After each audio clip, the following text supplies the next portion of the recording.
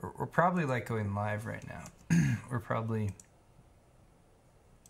live like right now. Hi. So hello. We should introduce ourselves. We should let people know what the heck is going on if they're watching this. I am this live Kyle. show right now. This is Kyle. Kyle. And I'm Paul. Yes, all right. Looks like we're live. Paul. Hi everyone. Welcome to Awesome Hardware. How? Thank you for being here. This is a live show about technology that we stream every Tuesday evening at about 5:30 p.m. Pacific time. We stream it in two halves, and the first half of today's show, which is episode number 138, we've been doing this for a long time, Feel old? was already streamed to Kyle's YouTube channel, which is called Bitwit, and you can find the link to that in this video's description. Yeah. If you didn't watch that, then you probably haven't seen us having a few drinks and talking about Bitcoin and other stuff, and I was drinking beer with a spoon. It was awesome. It was really good. So check that out first.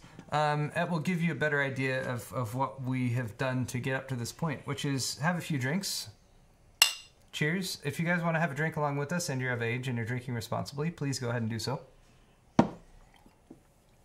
At the same time, though, a quick word of warning. We do occasionally use foul language on the show. It spoils. That's, all right, I guess if you... Fun. It's fun. Is what we like to have. Yeah. That Kyle was going to spoil everything there. He was just talking about fun, which is what we have on this show. We have lots of fun, and we talk about technology. Word. That's the basic idea. So thanks to you guys for joining us, and cheers. And right now we are currently drinking this. Yeah. This beer that Kyle got us, which is from Ballast Point Brewery. Victory at Sea. It is Victory at Sea pour coffee. I didn't realize you had so much left. And vanilla. Yeah, I opened you another beer. You never finished yours. I didn't realize I had so much left. That's probably why. It's because you never poured the rest of yours. All right. I'm gonna kill this first then. Cheers. Cheers. I have lots of beer to finish. My goodness. Indeed you do. At least it's delicious. All right. If you're not impressed already, no, if you are impressed, then maybe you want to spend money on us, I guess, is what I'm trying to say.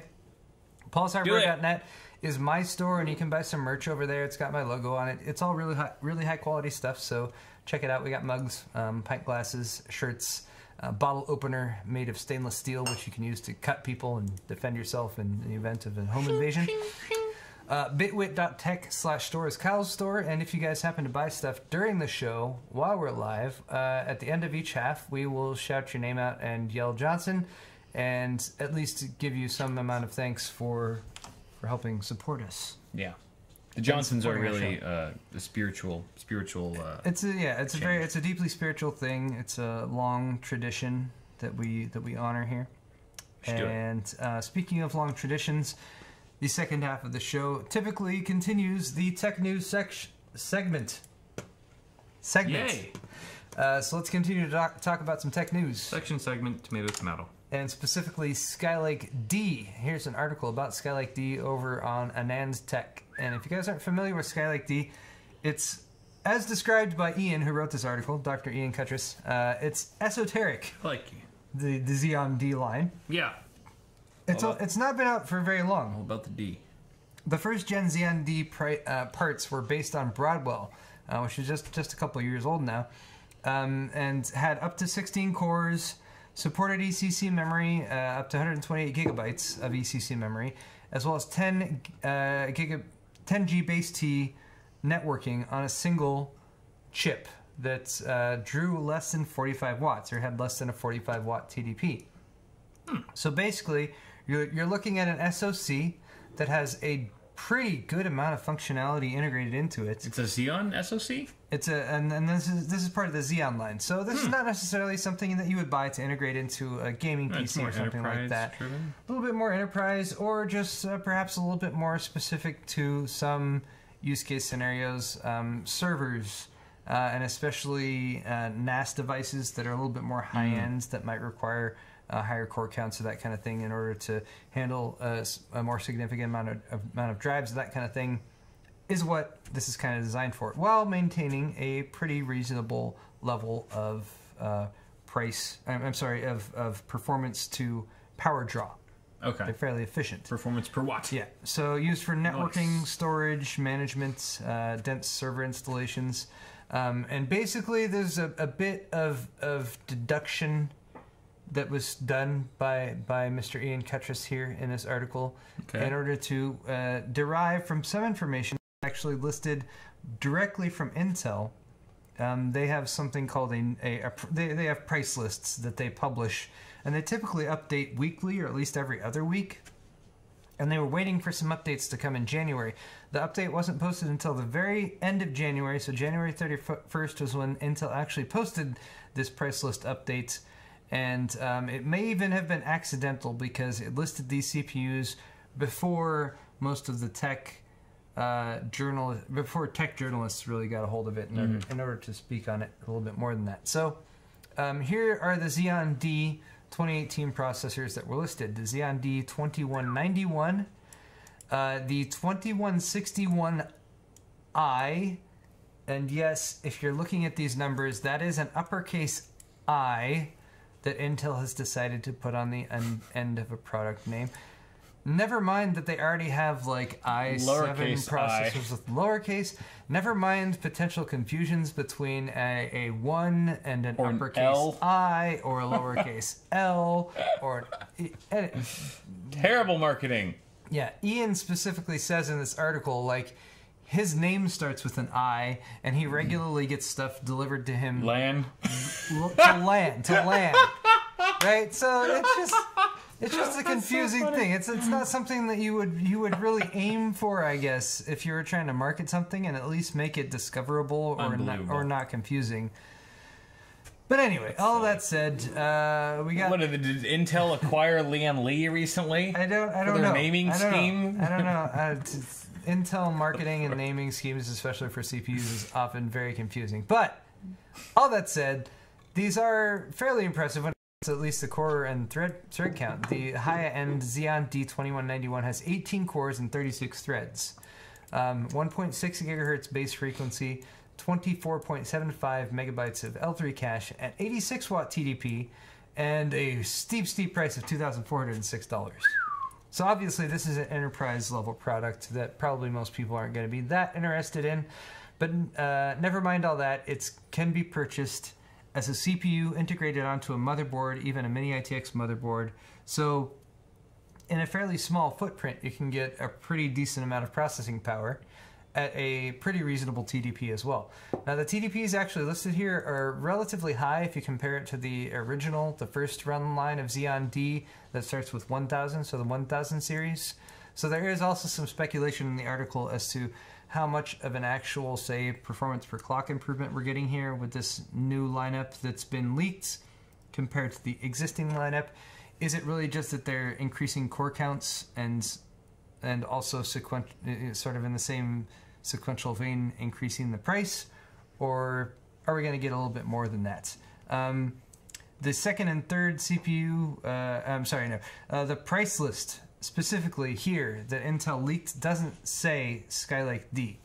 The product list update, though, that Supermicro published, because Supermicro makes lots of server motherboards, they published a list, and that held some information about Xeon D SKUs that are listed right here. And then Ian took that information as well as some additional information listed elsewhere from Supermicro and combined it in order to make this list of purported Xeon D SKUs going from 8 to 12 to 16 to 18 cores.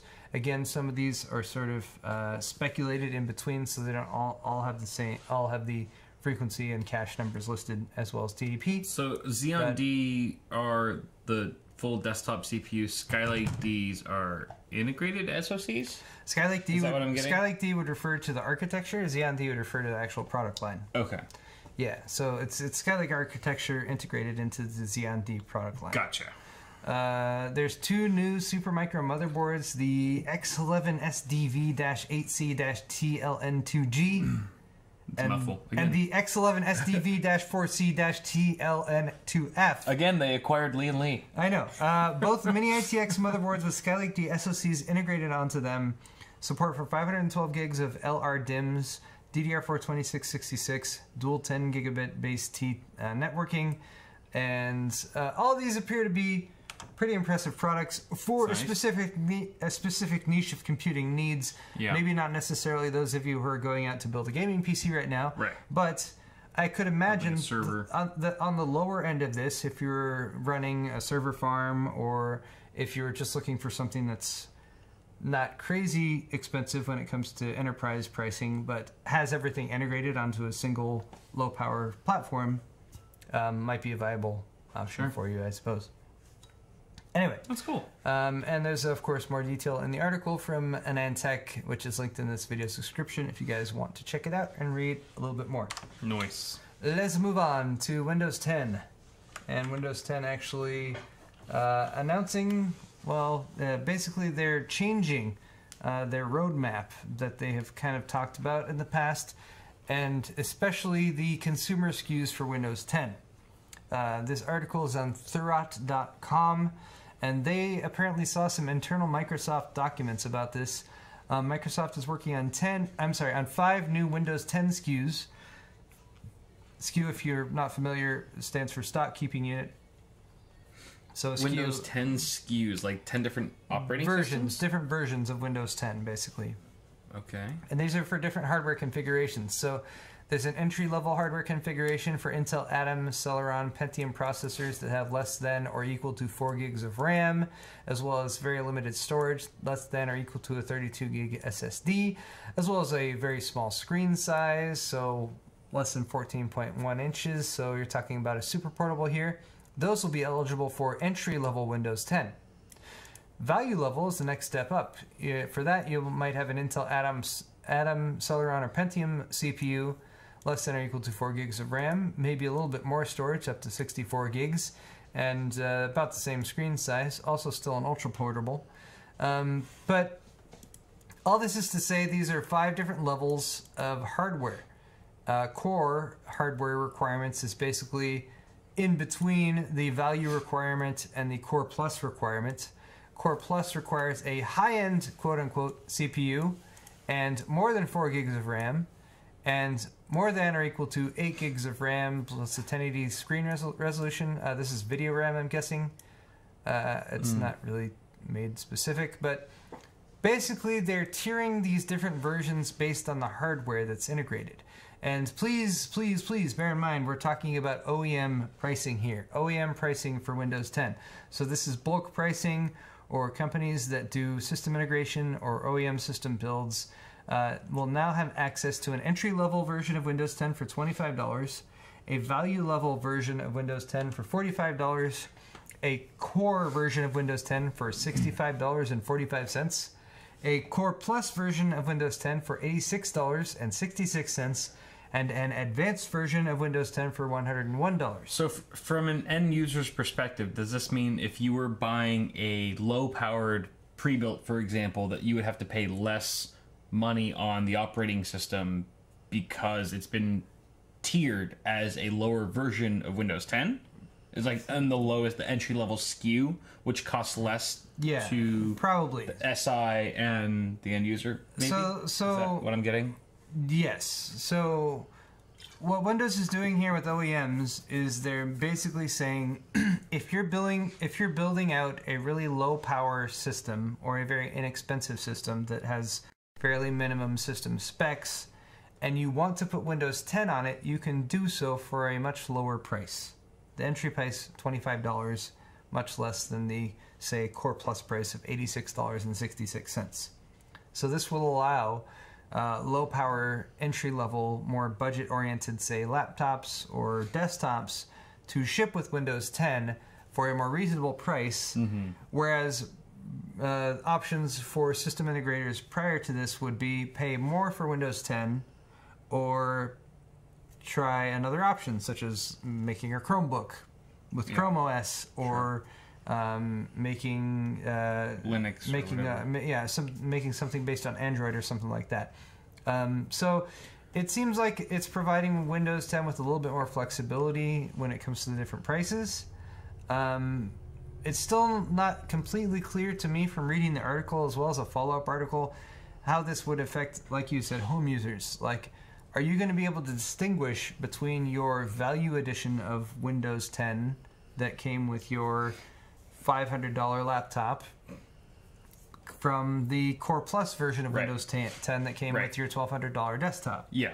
It doesn't seem like functionality is affected so much as this is a pricing scheme that's separated so that OEM system builders can have more options for providing Windows with the systems while not having to deal with quite as much of an upfront cost. So then we won't have to worry about, let's say you have a high-end system that shipped with like the top tier of Windows 10 and a low-end system on the same local network having communication issues because they're shipping with two different tiers of Windows 10. That should never be an issue. Be an issue. Unless you're talking about specifically the Pro version versus non-Pro. Pro typically has been, and according to the article, will still continue to have support for domain access as well as the other professional level connectivity and security features that come with Pro versus the home versions. Windows 10S is also apparently now dead, but there will be a Windows 10S mode for each of these different versions of Windows 10. And if you're not familiar with Windows 10S, it is basically a limited version of Windows 10 that will only allow you to run, for example, the Windows Store apps. Right. So it's limited, but it's still a functional operating system. But I don't know. Microsoft isn't saying that was a failure, but they are ending it. So I don't know. I never really dabbled much with Windows 10S. I was mainly dealing with the full versions of the operating system, so I'm not sure what people's experience has been with that. I'm just still a little confused. Like, if the pricing's different based on what level of hardware you have, what difference is there in the actual operating system? It doesn't seem like there is much difference in the actual operating system, and this is the price that Microsoft would charge the OEM. I see. So the system integrator. Huh. So that the OEM could charge you a more competitive price. I see. For that. So there's like less overhead for their whole system. Yeah, when you buy the system, you might not necessarily I don't know if there's going to be labels that you have Windows Core for your system. Yeah. Or whether this is just something that's purely going to be between Microsoft and the OEM thing, and then when you get the computer, you just have Windows 10, and that's all you have. Yeah. I feel like from Microsoft's perspective, that would make more sense, because splitting things up like this has never been much of a good idea in my experience, because it's confusing to people. Different versions, different prices, and different features, and everything like that. Yeah. But I guess if you're currently using Windows 10S, you should keep in mind that Windows 10S is now dead. There is now the Windows 10S mode, and that each of these versions will have the opportunity to have a Windows 10S mode, so you can have maybe an even cheaper laptop that you get that has Windows 10S. Yeah. But whereas prior to now, there have been options to upgrade Windows 10S to the full version of Windows free of charge, they're now saying there will be a $49 charge for Pro S users to switch to the full version of Windows 10 Pro. This is maybe just on the Pro side. Again, the article's linked in the description if you guys want to read it, because as far as details go, this is pretty much all I've got for you right now. I will try to keep an eye on this, I guess, in the upcoming weeks to determine what people's experiences with it or whatever. But I hope what the ultimate upshot of this is that people who are buying low-cost laptops or that kind of thing can get them for cheap and still have Windows 10 if that's what they want. Okay, let's move on. Charter. How many of you guys have Charter? How many of you guys want faster internet? Then if you have Charter and you want faster internet, we have good news and we have bad news. The good news is that Charter's cable network, which reaches 50 million homes and businesses in the U.S., with about 40 million of those being homes or residences, nearly all of them should be able to buy gigabit speed cable internet connection from Charter by the end of 2018. So within the next 11 to 12 months, if you don't already have access to super fast gigabit internet, and you're a Charter subscriber, you should have access to that. The upgrades will require some modem transfers, so maybe you might have to swap out your modem for a higher end one or something like that. The bad news is gigabit, according to Charter, is 940 megabits per second down and 35 megabits per second up. I get higher than that right now with my Time Warner subscription, and I'm paying less than 105 a month. 35 megabits per second. I get 100 up. Is really, I mean, it's not bad. That's not a bad uplink, but when you compare it to the downlink of 940, it's pretty asymmetrical. They're targeting the mainstream, who doesn't really need an uplink. They don't really need upstream stuff. So if your main goal with your internet connection is to stream 4K video from your favorite video streaming services, this is a good option for you. I mean, you don't need this much bandwidth to stream 4K video. I should be clear there. Yeah. But that extra headroom, whatever. There you go. You got headroom, or you got lots of room to download stuff. You can be multitasking, whatever. Be doing other things. Multitask, download all the videos, whatever. Uplink though, 35 megabits per second. Perfectly adequate for most streamers and that kind of thing, but just not quite symmetrical. So if you're thinking about you want to download a bunch of stuff and you also want to upload your, you want to be a game streamer and upload it 4K 60 at a really high bitrate or something like that. Or just you're a gamer. You're a hardcore gamer. I mean, you're a hardcore gamer with other people in the house that are also maybe... They're all streaming. If multiple gamers. If your whole family is streaming, maybe you're a professional esports team streaming, and your 35 megabit uplink is clearly not going to be sufficient. So you should probably. There are possibly better options out there, but okay. Pricing here is not super competitive, but not absurd. $105 to $125 is what they are listing. It's just meh. Yeah, for this connection. Charter, in case you're wondering, well, what are they going to cap me at? You know, are they going to 250 gigs for free, and then they're going to start throttling me or something like that? Charter is actually prohibited from selling plans with data caps and overage fees until 2023, thanks to merger conditions imposed on it in 2016 when they purchased Time Warner Cable. Before Ajit Pai came into the mix. Yeah. Seems about right. So Charter agreed to this restriction, no data caps. So you're at least safe until 2023 if you happen to sign up for this plan. When it comes to data caps, after that, who knows? We'll have to see what happens with the FCC and local governments and cities and states making their own legislation and stuff like that. But if you want a comparison to this, Google Fiber, which provides symmetrical gigabits or 1,000 megabit per second up and down, is $70 a month. But you have to be lucky enough to live in one of the places where that was deployed, such as Kansas and a couple other municipalities. Luck of the draw. Comcast, which is a little bit more widespread, but you do have to have access, of course. They have gigabit cable for $105 a month after an introductory fee of $90 a month for the first 12 months. I hate those cable plans. It's like, hey, our plan is only this many dollars for... Give us this much money for the first year, for the first 6 months. Like, what happens after that? Well, then for 5 years you have to pay us. Yeah.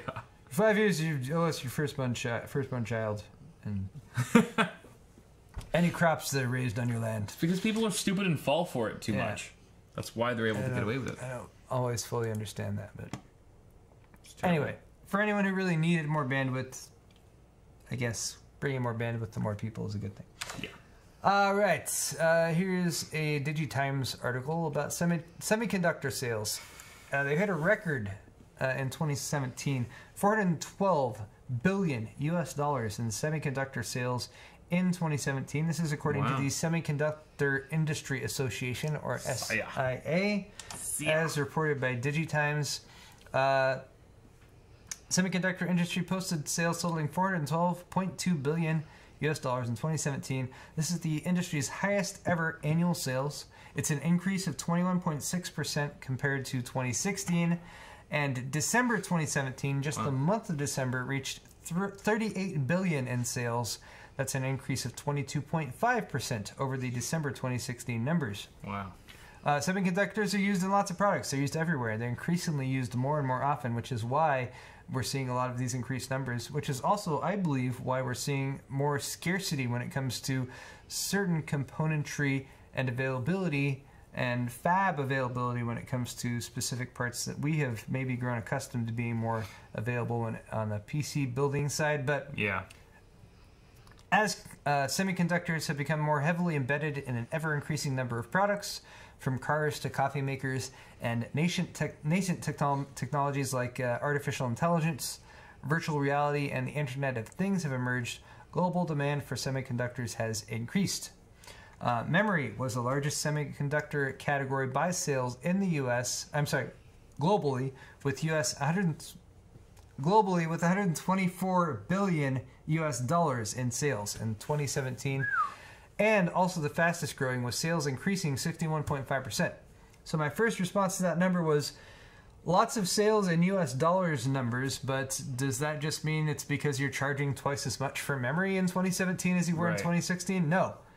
Even with the increased prices that we saw last year, 61.5% increase in sales of memory.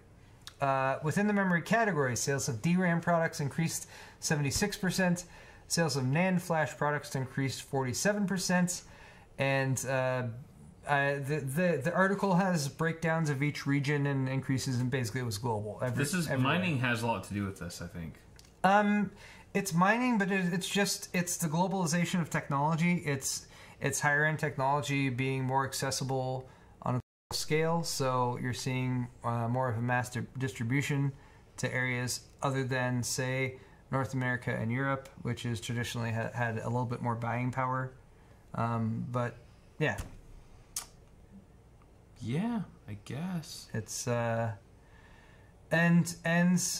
as mentioned at the beginning of the article, lots of other products that you might like. A computer is a computer, but a computer that's integrated into something else is now a thing, and it's a thing in lots of different applications. So, yeah, embedded products, cars, coffee makers, Internet of Things, all require a system on a little SoC. It needs a processor, probably needs some memory, needs some silicon in there. All that stuff costs money. All that stuff has finite sources from it. So the more products that are being made from those based materials, the more scarce they become, the more expensive everything becomes. We need an adapter that can translate, coffee maker memory into like DDR4. It would be a lot cheaper. Running on coffee. See, that's why people watch this show. It's for ideas like that. Valuable insight. Speaking of brilliant ideas, silicon wafers. Silicon wafer makers, according to this article from Kit Guru, are going to increase their prices by about 20% in 2018. And definitely PC components would be affected as part of that. We actually kind of have talked about this a couple months back in November. Sumco is the company that makes more than 60% of the silicon wafers globally, and they planned to increase their prices by 20%. And we talked about that a few months back and how it might impact the overall prices of components that require silicon. This article is more specifically about Taiwan's Global Wafers, which is also, I believe they're the #2 manufacturer of silicon wafers, but I could be wrong about that. Don't quote me. But as I do want to point out a comment in the article by Jason Evangelo down here that Global Wafers was never actually specifically quoted as increasing their price by 20%, but according to the article, that seems to be the gist of it. Global Wafers is like, hey, this is sort of an industry thing. We're seeing prices increase. They didn't specifically say, we're planning to increase our prices by 20%, right, but it does seem to be an industry-wide thing. Bear in mind, we're talking about silicon wafers. That is a part of a processor, an SoC, or GPU or something like that. Not everything that goes onto it. So you're talking about a price increase for a specific element that goes into the production of something like that. Right. So it is not necessarily something that you would expect to see a linear price increase. Right. But given that we've seen like a doubling or tripling of GPU price increases just in the past couple weeks, we'll have to see how this actually turns out. The biggest reason for the price increase, according to the article, is a shortage of 12-inch 300mm wafers, which are traditionally used to build processors, graphics, chips, and RAM. This price increase will affect CPU, GPU, DRAM, and flash products. Interesting. But again, that silicon wafer is only one part of each of those components, and those components are also integrated into other products such as full graphics cards and that kind of thing. So we'll have to see how it actually trickles down and plays out. Sumco, the company that manufactures more than 60% of silicon wafers, estimated that global wafer demands will rise to 6.6 million per month by 2020. So they're not necessarily seeing a easing of the demand for their product, which would mean basically that there are no plans to drop the prices anytime soon. And we'll hopefully you weren't planning to build a gaming PC anytime soon, guys. I don't know. The news when it comes to like an easing of prices in the two main components that are overpriced right now, which is memory and graphics cards. Like, I don't know. There's nothing anyone can do. I've heard that they're switching back over to increasing DRAM production and output from the fabs, which might ease prices up. But I've also heard other, you hear from both sides. What was the guy's name in the article I was talking about in my half? Toriol or no? Tori. AMD guy. Yeah, that guy. AMD guy was saying basically, and I quote, like we cannot do anything about the GPU shortage right now, which he was insinuating that the pricing that you see now is probably going to carry through till the end of 2018, because GPU manufacturers, if they had the supply, they would dump it on the retailers and prices would drop, but they can't do anything apparently because they're already like. They released these products like a year or two ago. Like Nvidia, for example, released the GTX 10 series starting like 2 years ago now.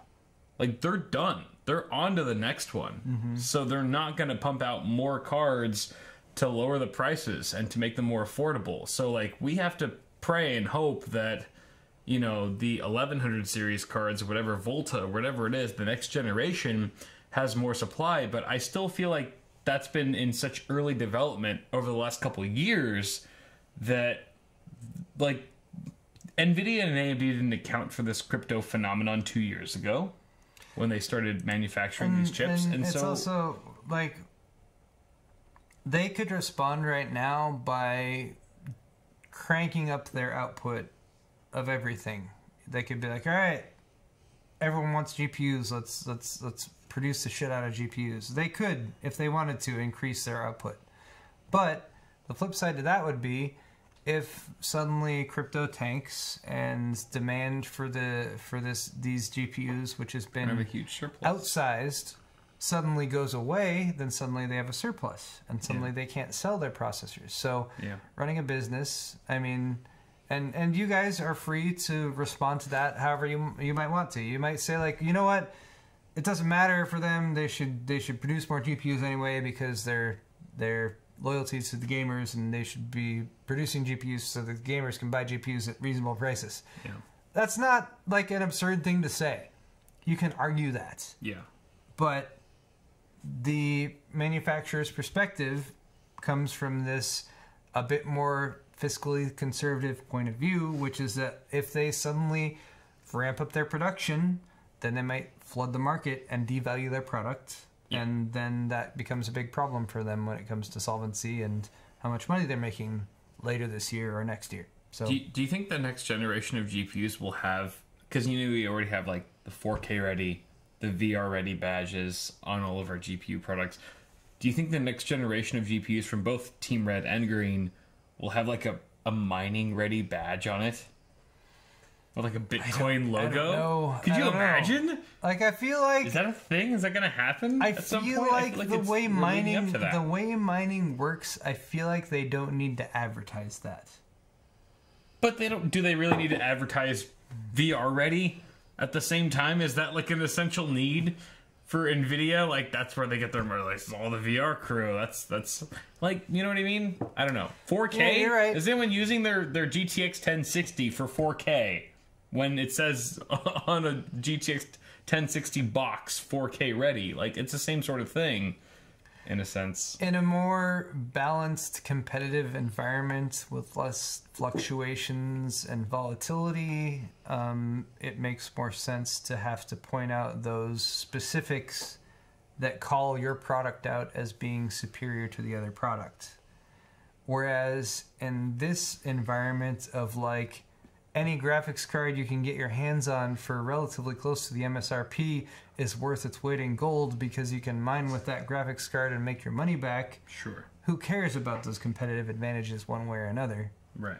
You're just going to buy the graphics card. Oh, the NVIDIA's sold out? Let's buy the AMD, or vice versa. Yeah. So, yeah, like they really don't have to, I don't think they have to care right now about marketing to miners because the products are all selling out anyway. So there's no reason to say, like, here's where to buy my product over the other product because they're all getting sold. So, I mean, who knows in the future if crypto becomes much more mainstream and much more common and also maintains its ability to be mined by, you know, your standard person at home with a standard house and, internet connection and electricity cost and everything, then maybe that might be a concern as far as marketing to somebody. But I think for right now, they don't care. Yeah. You can see that. Yeah. Okay. All right, let's move on now to a much more exciting segment, Tales from Space. Yes, I'm excited about this. I'm super excited I'm about glad this segment you did because it. I was like, Paul's going to do Tales from Space. It's so positive. There's so much good stuff right now. And today, in space. So, all right, if you guys hate SpaceX or Elon Musk or Tesla, why would you? You should probably stop watching right now. We're about to praise the shit out of him. Because I'm willing to accept, critique of a company and that kind of thing. No company is perfect and all that kind of stuff. But for right now, we're going to be saying some pretty good stuff about SpaceX because today SpaceX had the Falcon Heavy test flights. First launch of the Falcon Heavy. This video is linked in the description if you guys want to check it out. It's about a 43-minute live stream that started earlier today. This is their heavy lift orbital vehicle. It can carry twice the weight of the closest competitive rocket that's available, that's active right now today. It's a 3-booster rocket, so if you can see from the video right here, there's a triple booster. There's a central booster, and then there's one on either side. I saw his Instagram post of like how it all works in CG. Yes, and it took off today from Cape Canaveral.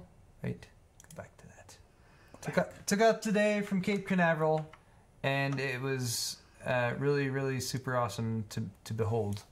And everything. So it's dual rockets carrying the main three rockets. 3 rockets. Okay. A central one and then 2 on either side. And they've put a Tesla Roadster. Yes. With a spaceman in it at the tip of that. Yeah. The big one. So when you're testing a new rocket like this one, you need to put a payload in there because the base level assessment of any rocket like this is how much weight can it take from ground level on Earth up to near Earth orbit, geostationary orbit, or all the way to Mars. Right. And that's basically what this is all about. When you do an initial launch of a new rocket that's untested, you have to put basically a dummy payload in there. Right. Dummy cargo. Yeah. And prior to now, because apparently like United Launch Alliance and other companies that have made commercial rockets have no idea what they're doing when it comes to marketing. Right. They've put like cement blocks and stuff like that in there. Sure. just because they're trying to put some weight in there. Right. Elon Musk, because he has some idea of how to market things. Referenced last week's article about them selling 10,000 flamethrowers. Yeah. He knows a thing or two. He decided, let's put a Tesla Roadster in there. In fact, his Tesla Roadster. Oh, it's his very own. Yeah, it was his Tesla Roadster. So they used that as the payload in there. That shows confidence that he's he's confident that it's gonna make it up there. Yeah, the Falcon Heavy has been planned since 2011. Wow. And we've talked about the Falcon 9, and we've covered the Falcon 9 launches that have been going on for the past couple years. Falcon 9, the benefit is that the actual rocket returns to Earth and lands, hopefully safely, safely the vast majority of the time, and then can be reused, which greatly reduces the cost of launching something up into space. Like, the Falcon Heavy is basically 3 Falcon 9 rockets that are all kind of strapped together. Wow. So one on either side, as well as a central rocket in the middle. The central rocket has been updated and retrofitted in order to withstand the additional stresses of the 2 rockets on either side. And each Falcon 9 rocket has 9 Merlin engines, which are the engines that SpaceX developed themselves back when SpaceX started. And this is the actual launch right here. There it goes. Counting down to 1. And this was like, I watched this live and it was just insane. It was insane. It's totally insane. Like, this is actually happening. Like this right Look at here. That amazing cloud. And that just seem. It didn't seem real to me. It's so surreal. It's so surreal. But they tracked the speed of it the whole time. It looks like something you'd see in a Michael Bay movie, but like Michael Bay, like there were no special effects involved. Like they were just like, no, this is just natural life. This just happened. Like there were nothing. This is real. Is this real life? The Falcon Heavy has a low Earth orbit payload capacity of up to 140,700 pounds. Which again is about double that of any existing rocket that's in operation right now. So did the rockets that brought this out into orbit, did they land back to the Earth successfully? Yeah, so right now what you're seeing is the first stage. So all 3 of the Falcon 9 rockets basically here are firing. All 27 engines are firing right now, accelerating. The speed, you can see it constantly increase.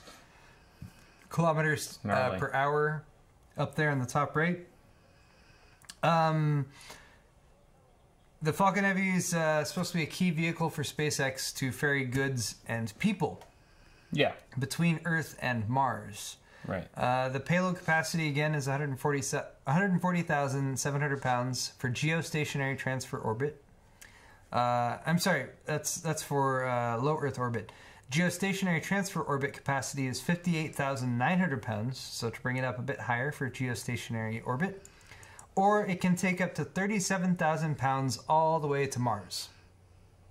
Wow. So that's one of the big impressive things about it, since again, this is supposed to be kind of the workhorse for SpaceX when it comes to ferrying both goods and people between Earth and Mars. Right. The initial launch was absolutely amazing to watch live. Again, if you guys want to check out the video, all of the people cheering at SpaceX and everything was just very inspiring to hear.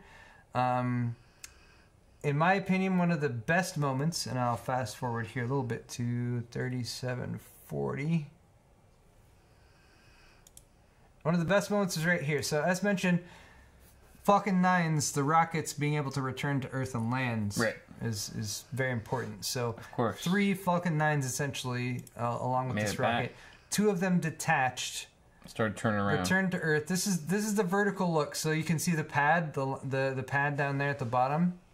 And although you're only getting a feed from 1 rocket here, both of them at the same time, 1, 2, right there. Look at that. Just landed back. This is live. No problem. This is not a simulation or anything. No, it's not CG. This actually both happened. Of them returning and landing at the exact same time. Made it back. No problem. It's amazing. So now they can be reused as SpaceX has been doing for quite some time. That saves them, just to fuel those rockets is $200,000. And to make one rocket is like $60 million. They just saved like 40, it's around 40 million, I think. I read an article, it was like, it's like the Falcon 9 at least. The Falcon 9 was like $60 million to make. Okay. Also, when that's a lot of money saved. When the primary stage is detached and the final stage with the actual Tesla Roadster on it just has a single Merlin engine to help direct it out to where it's supposed to go. Look how hot that is. How hot! Once the stage 1 and 2 detached, they started playing David Bowie's Life on Mars. Very, very appropriate. Yep. The center core was actually supposed to land on, of course, I Still Love You, which is one of their floating barges. And I didn't get a chance in the past hour to hour and a half to get an update on that, but it seems like that probably was the only part of this entire thing that did not go according to plan. But the center core is also different from the Falcon 9s that they have launched over the past couple years. Yeah, this is everyone. Does that look like Hassan? That looks like Hassan right there, right? Yeah, it does. Right? I was like, Hassan? I don't know why he would be there, but... Okay. So... We know that guy. We know him. So yeah, the payload that it delivered, of course, as I'll jump forward a little bit here, was Elon Musk's red Tesla Roadster. Yeah. It was funny because the Roadster on the actual display, can we get up to where that is? Hey. Oh, there it is. So when it detached the display on the Tesla Roadster, where is it? There's Starman, who is the dummy who's wearing the new SpaceX astronaut crew suit, and it's like for a split second. Yeah. I know there's a shot of it earlier. Right. Well, yeah. Oh, come on. Oh, come on. Right. A second ago. Right there. I see the Roadster. That's the Roadster. I see the Starman. There it is. Don't panic. Oh yeah. Yeah. I did see that earlier. Anyway, yeah. It says "Don't panic" on the heads-up display. Right. And also, at least if you listen to Elon Musk, he said there's a towel as well in the glove compartment. A towel. Those are moist towel. Those are both references to The Hitchhiker's Guide to the Galaxy. Which also, like David Bowie's, using David Bowie songs and everything. Like, this is the funny thing about, as we actually delve into some spaceflight and that kind of thing, it's like there's been so much sci-fi and stuff that has been, created over the past 50 plus years. Mm-hmm. Like, there's so many references that can be made to it when we actually start doing some of this stuff. Yeah. It's so, I don't know. It's like fiction. It's so fiction fun. Becomes real. Yeah. It's fun. It's fun that way. It also becomes confusing because there's so many different sci-fi like franchises and stuff like that. Like I just watched a couple weeks ago Battlestar Galactica. Okay. I never actually watched any Battlestar Galactica. I haven't seen it either. I haven't seen it either. So the first miniseries or whatever. It's a miniseries or a movie. I don't know. Whatever the first Battlestar Galactica bit was that we watched. It was fun to watch. You should check it out. Nice. But anyway, Falcon Heavy has successfully launched. Everyone's super excited, especially because Elon Musk himself was like, hey, it's probably got about a 50-50 chance it's just going to explode or blow up the launch pad. And I always like how upfront they are about that. Or that kind of thing. If it doesn't explode to bits, it'll be the greatest thing to ever hit mankind. The Tesla Roadster is destined for an Earth-Mars orbit. So it's not actually going to Mars. A lot of people have been like, oh, they're sending it to Mars or whatever. Right. It's going to a heliocentric orbit between Earth and Mars. And according to their calculations, it should be there within for the next few 100 million years. Nice. Although Elon Musk said there's a very, very slight chance that it might crash land into Mars. That's probably a really outside chance, though, I'm guessing. They were trying to keep things relatively safe. It's got to go through the...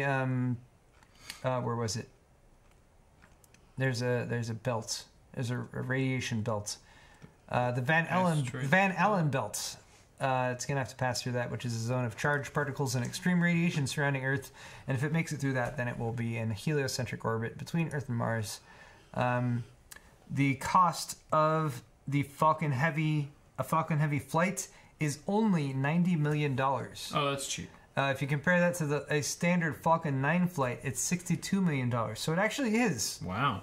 Really cheap. Cheaper. See, I mean, not cheaper, but for the amount of extra weight that it can put up into orbit, yeah, it is relatively very cheap, especially when you compare it to like United Launch Alliance's stuff that they're working on, that kind of thing. Is that because they have reusable rockets? The reusable rockets is absolutely a big factor in them keeping their costs down. Nice. SpaceX has already booked upcoming heavy flights for Arabsat, which is a Saudi Arabian communications company, as well as the United States Air Force. So Elon Musk, prior to this, had said, we're looking at 3 to 6 months till a relaunch if it's successful, probably more like a year if it's unsuccessful. Mm-hmm. So 3 to 6 months probably before we'll be seeing another Falcon Heavy launch, and probably with an actual payload next time. Nice.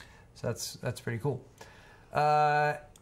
Following up on that, Elon Musk did a press conference prior to the launch with a bunch of press, and he happened to mention something there that I thought you guys might find heavy interesting. The Super Heavy, the Falcon Super Heavy. Holy shit. So if you looked at the 3x1 configuration that the Falcon Heavy that just launched had, basically put two more 9 Merlin rocket sporting Falcon 9 rockets on either side, giving you a total of 5. So does that just get you further into orbit? Yes. Okay. So 2 additional side boosters on either side of the Falcon Heavy, giving it 4 total side boosters plus the core booster. Elon said it would produce up to 9 million pounds of thrusts at liftoff, which potentially could enable the center core to remain throttled down throughout much of the launch. So the four exterior rockets would provide most of the lift, and then you'd have an entire Falcon 9 at the center that they would only have to use minimally to get up, out of near Earth orbit or whatever. Would have done the heavy lifting by then. Yeah.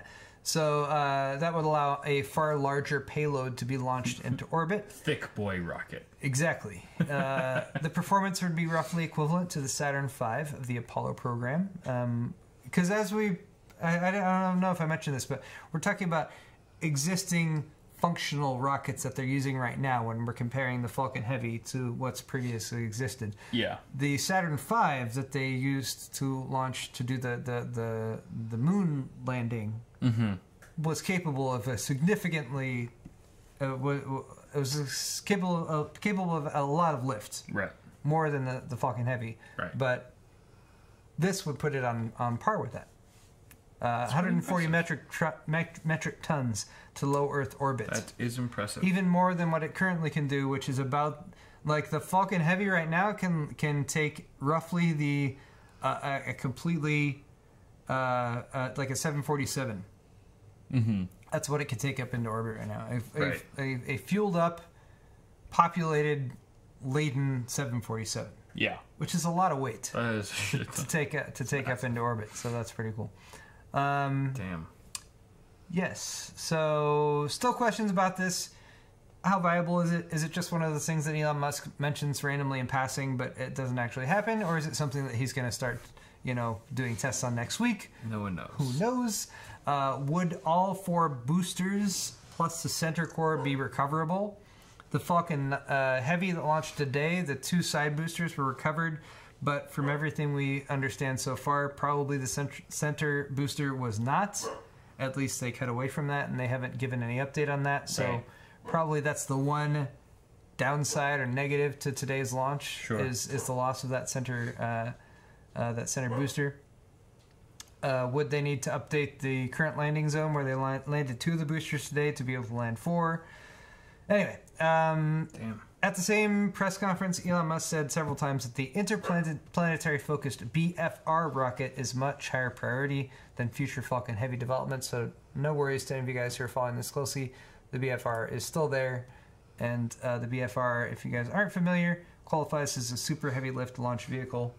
There is a link in the description to the Wikipedia page on super heavy lift launch vehicles, which just has this fabulous little diagram you can look at that shows you the BFR, the big Falcon, the big Falcon rocket, right here in the whatever middle. You want to call it. Compared to, for example, the Saturn V, which is on the far right, as well as SLS Skylake-D. Yeah. And some of these are theoretical. Some of these have actually been launched. There's more information in the article if you guys want to check it out. Super heavy lift launch vehicles, I find fascinating. Yeah. But for now, let's move on to getting a Falcon Heavy or Falcon 9 for yourself. Really? Yes. A personalized Falcon 9? A gently used SpaceX Falcon 9 has been listed on Craigslist. What? Wait, does this mean like it just fell and someone like retrieved it, recovered it? I don't know. Now is this some random civvy? I don't know. Or does he has to have some ties to the company? There it is. The article. How do you do that? The article had the direct link. Wait, where did it go? Where did it go? Oh, it's not there anymore. Did they impossible. Did they update? Oh, no. Come on, Florida today. Oh, here it is. Craigslist, $9.9 million or best offer. For sale on Craigslist. 9.9 million. OBO. This posting has been flagged for removal. So okay. Here's a screen cap of the actual listing. You can't sell a SpaceX rocket. $9.9 million or best offer. Port Canaveral. Must meet in the public space. The seller said they accept cryptocurrency, so if you've been doing a lot of Bitcoin mining recently, maybe this is your option. Bring your own tugboat, gently used orbital rocket in good condition, fully loaded with onboard flight computer, launch and landing hardware. Take off and land anywhere. 9 Merlin engines capable of producing 200,000 foot-pounds of thrust. Just fuel it up and you're ready to go. Says Falcon 9 on the body. Slight burnt paint can be removed. This is a total joke. This is a total scam. Yeah, joke. mostly. Someone's having a heyday. I don't know if Elon Musk is really trying to sell one of his old Falcon 9s on Craigslist, but whatever. Inside scoop from the company, you know? It's possible. One of those investors just taking advantage.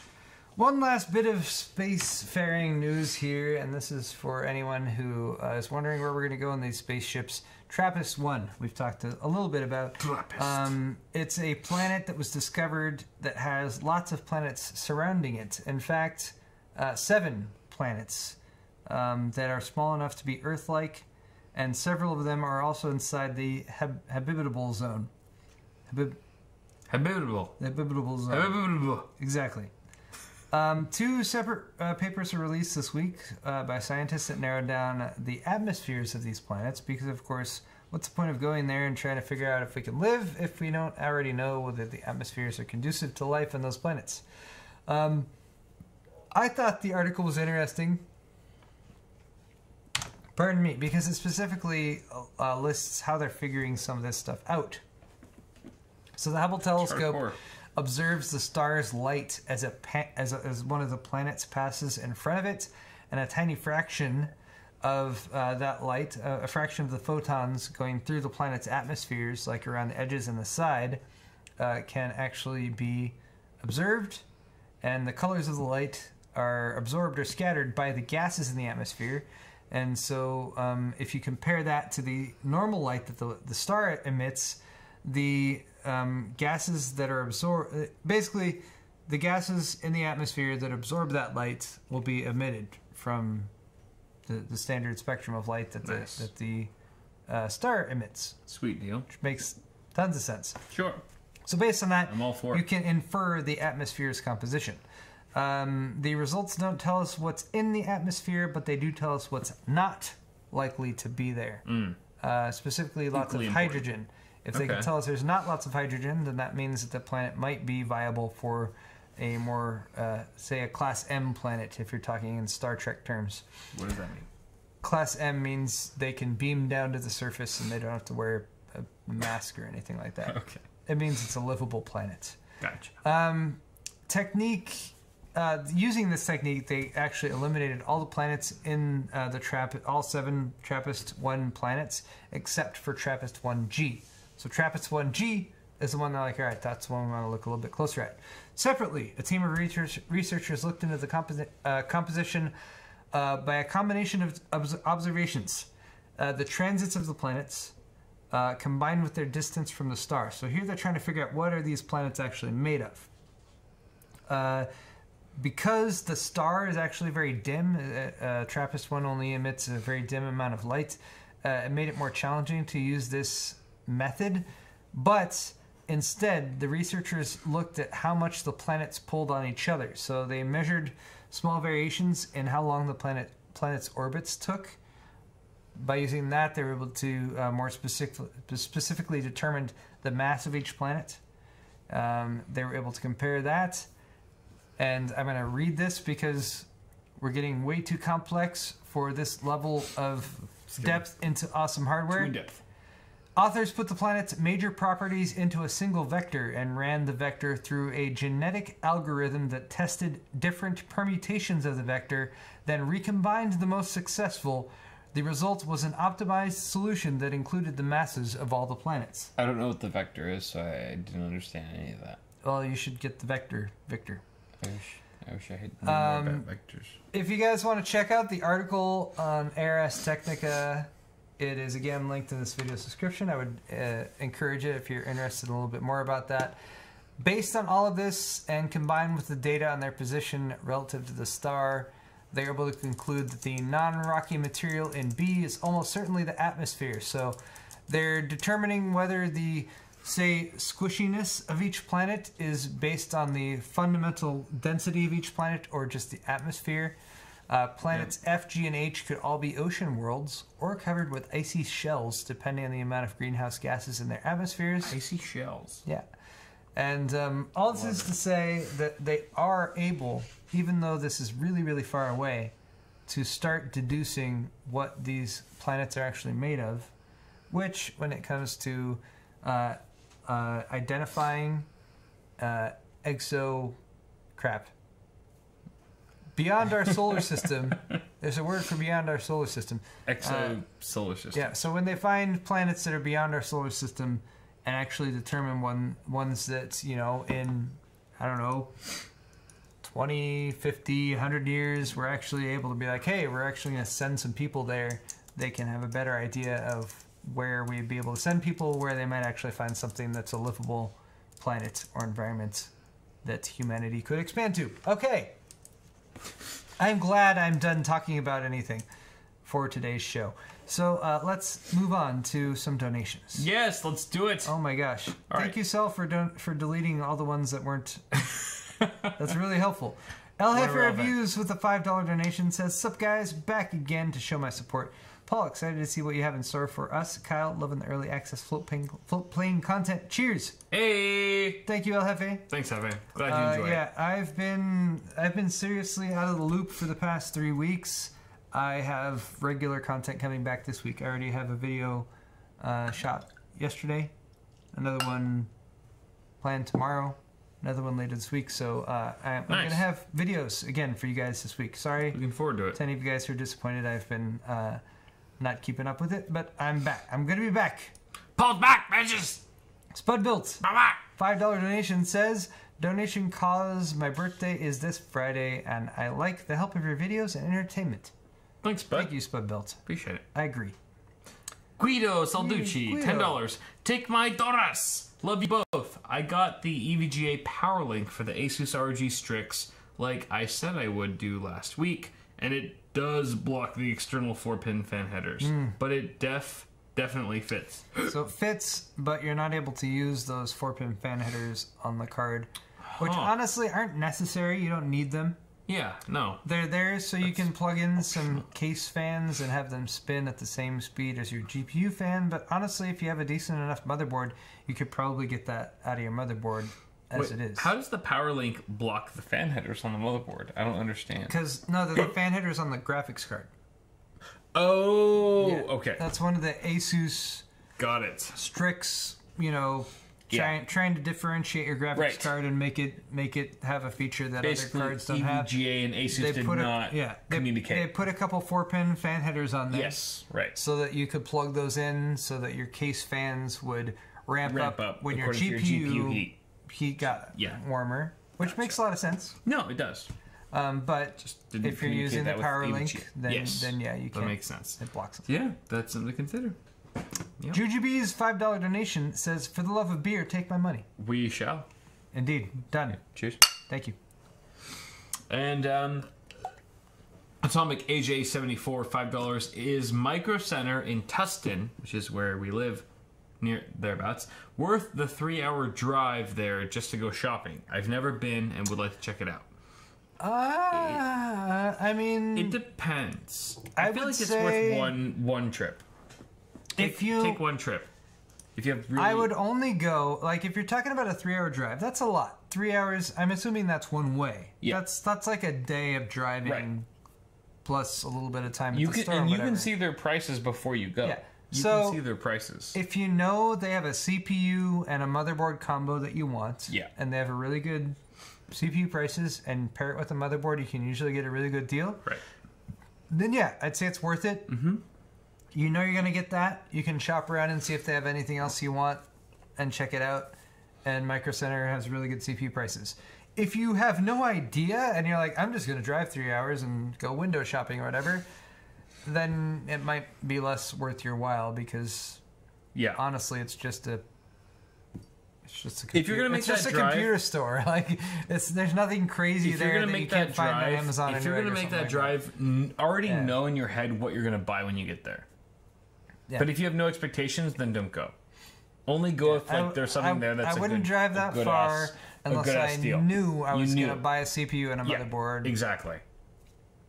And a lot of people are. That's a good reason. That's a good and if you are, then that's totally a very legitimate reason to drive that far because you can probably save as much money as I don't know, 3 hours. For me, it was always like, should I drive gas? For me, gas both ways. For me, it was always like should I drive 40 to 45 minutes each way to save $50? And for me, I was like, that's choose the right time to go, and it's worth it.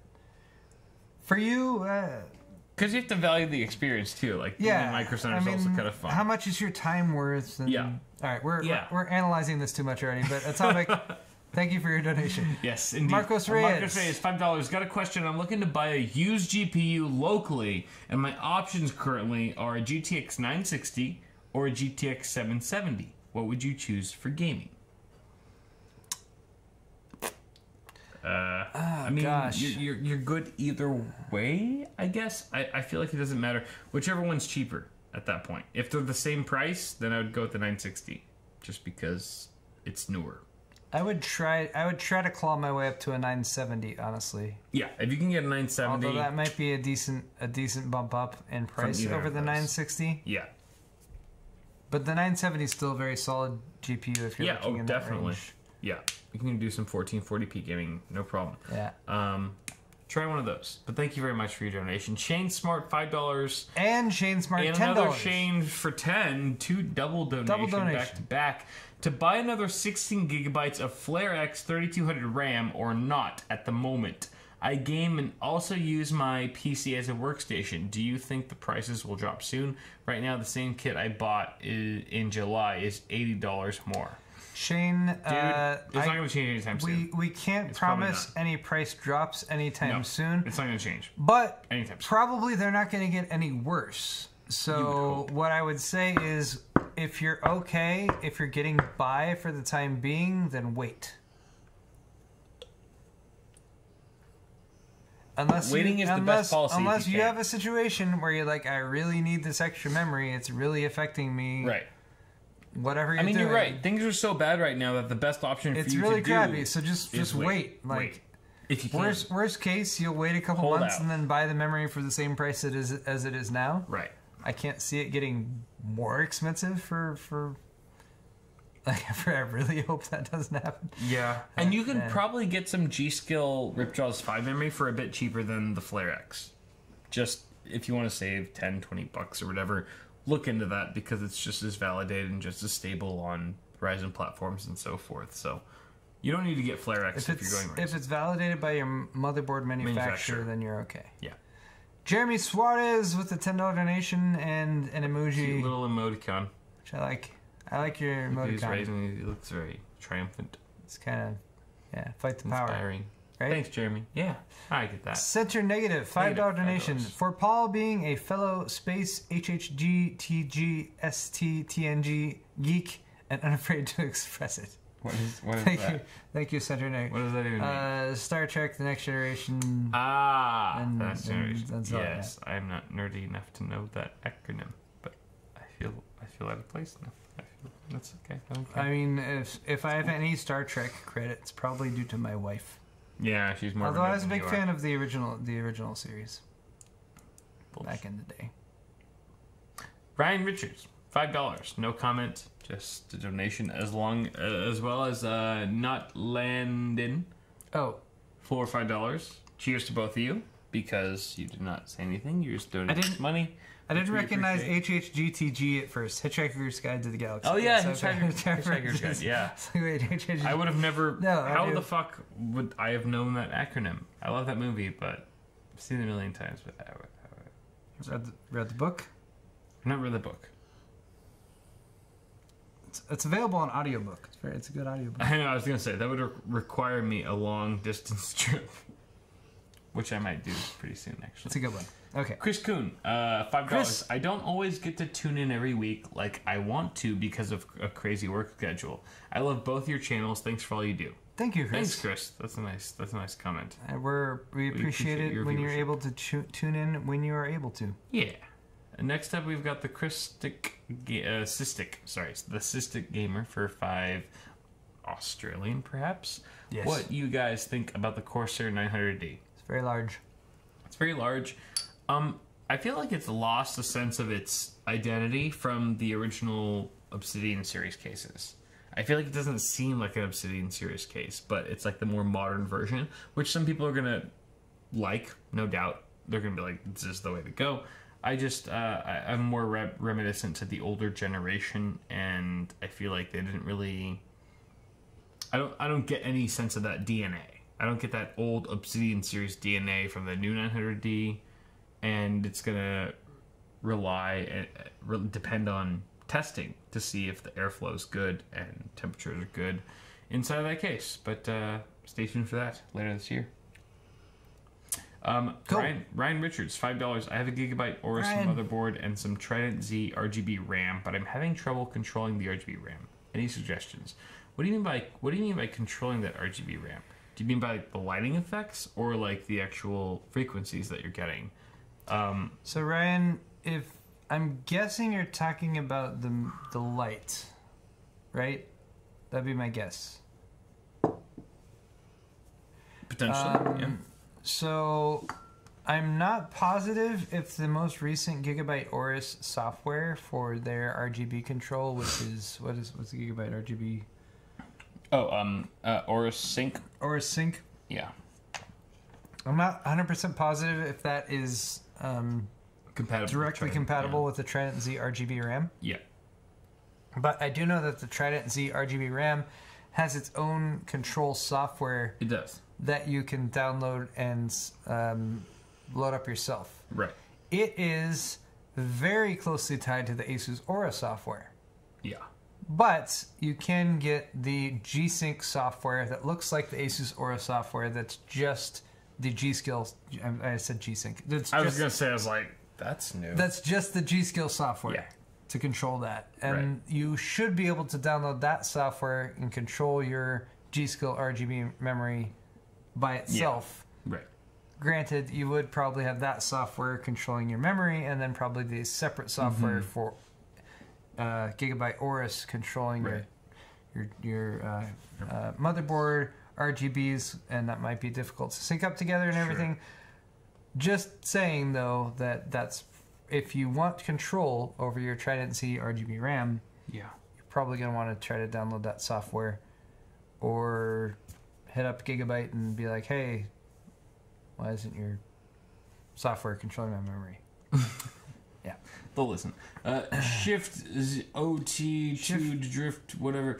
5 Australian best wired gaming headsets that are comfortable. I've been using the. I'm still happy to recommend your Sennheisers. Yeah, except these aren't available anymore. Those aren't wireless though. He said wired. Oh, I thought okay. Wired. Oh yeah, best wired gaming headsets that are comfortable. Yeah, that's a really good option. This one's not available anymore. Don't they have a next generation? Yeah, this is the next gen. This is the PC360, which is like a good 3-4 years old now. What's the next one called? Like the Game 1 or something like that. Okay, yeah. But Sennheiser does a good job. If you're willing to spend $150 to $200 and you get a Sennheiser headset that's $150 to $200, the sound's gonna be great. You're gonna be happy. Yeah, like that's yeah. I trust Sennheiser over gaming products more than most gaming companies. They know their audio pretty well. Yeah. All right. Wishbone, $5 last challenge. I dare Kyle and Paul to lick each other's head. No. Also, E3 tickets many more than $5. Yeah. Also, E3 tickets are going on sale February 12th. Are you guys going to go? Depends on the proximity to Computex. Proximity to Computex? How close? Usually. Well, it's coming in 6 days, according to him. That's when the tickets go on sale. Oh. But E3 is often the week after Computex. Right. Is that right? Yeah, it's right after Computex. Yeah, and it's too tough. soon. It's tough because jet lag and all that, and it's gaming focused, not hardware focused. So there's all those complications. But we'll see. Maybe this year will be different. Jay Everett, $15. First, you guys encouraged me to buy an NVIDIA 10 series in December. Thank you. Second, X299 motherboard recommendation? Question mark. Not planning to do a full cover water block or custom loop. Any ideas for cool VRMs? Thanks. Second generation X299 motherboard recommendation? I'd go with ASUS. I was going to say ASRock if you want something inexpensive. Or ASRock. The X299 Tai Chi does all of the standard things that you would want. Tai Chi's very nice. If you don't want anything really high-end, and it's the most reasonably priced of the X299 motherboards. So that's kind of where I would lean. If you're looking for you want to take your Intel Skylake-X processor and really overclock it and do a lot of stuff like that, then maybe look at some of the ASUS X299 options. Yeah. But yeah, they're all really expensive, I think, is what it comes down to for that. So that's why I lean towards the ASRock, because it's a solid motherboard, gets the job done, and you're not going to pay an extra $100 to $200 like you will with some of the higher end MSI or ASUS options, that kind of thing. If VRM cooling's also your primary concern, I would also consider maybe waiting out for the X470 boards. Because he says he's not planning to do a full cover water block or custom loop. So, I mean, even then, if VRM cooling is your concern, what was the one X4? Was it Gigabyte? Was the only one at CES this year that had an X470 board? Yeah. And the VRM heatsink that they had on that was like a real aluminum fin stack heatsink. It was pretty legit. Yeah. Compared to all the other aesthetic based, looks forward designs we've seen in the past. They actually had a pretty decent heatsink on their VRM. The motherboard looked pretty substantial in terms of cooling, as opposed to just making it look pretty. So maybe that's something to consider as well.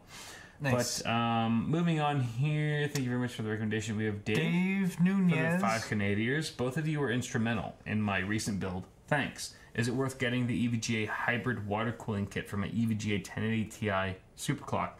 Any quieter? The hybrid water cooling kit. Does EVGA sell a hybrid water cooling kit?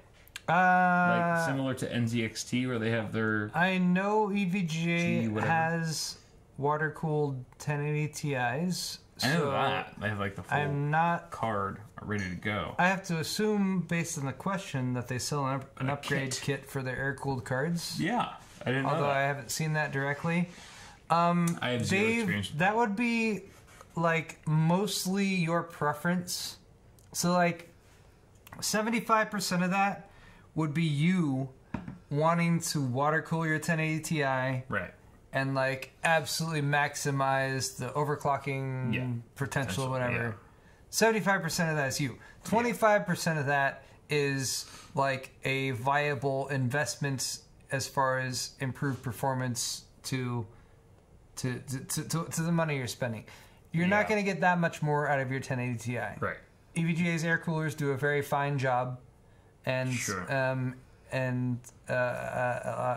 noise isn't going to change that much either. Probably be a little bit quieter. Yeah. But you're trading a fan or a few fans running at higher RPMs to a couple fans running at lower RPMs plus a pump.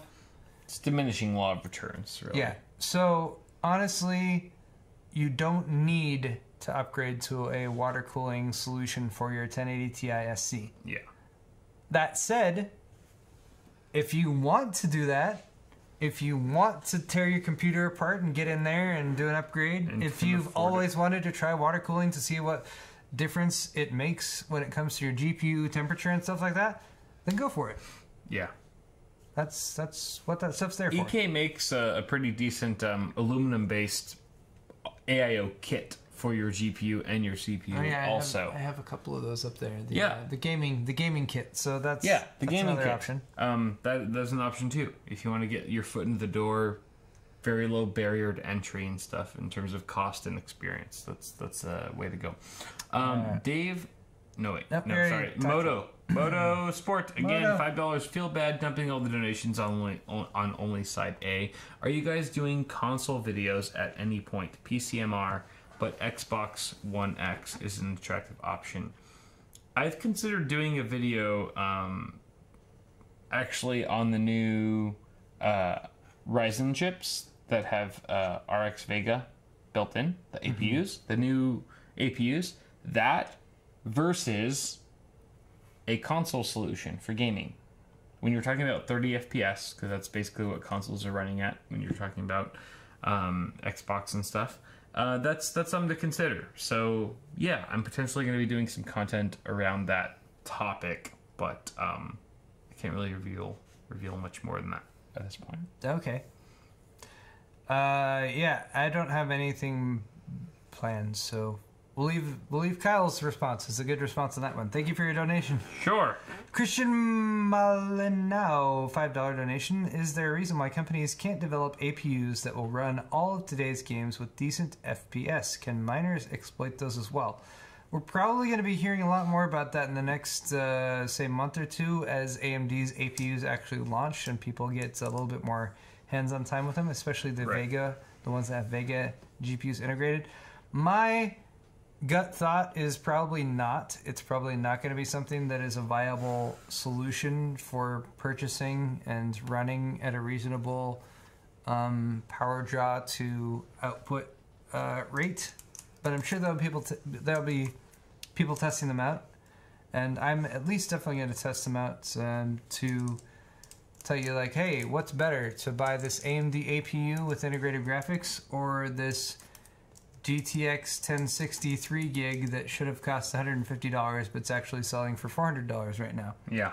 I feel like the answer to that would be pretty straightforward. Yeah. But we'll test it out and give you guys an actual answer to that. Yeah. But yeah, I'm not expecting miners to be exploiting APUs, but never say never. Sure. Guido Salucci with one more donation. Weird question. Can I benefit from the 1070 Ti and a 660 Ti SLI? Or is it just a dream and I'm silly for even thinking of it? 660 Ti is a paperweight right now.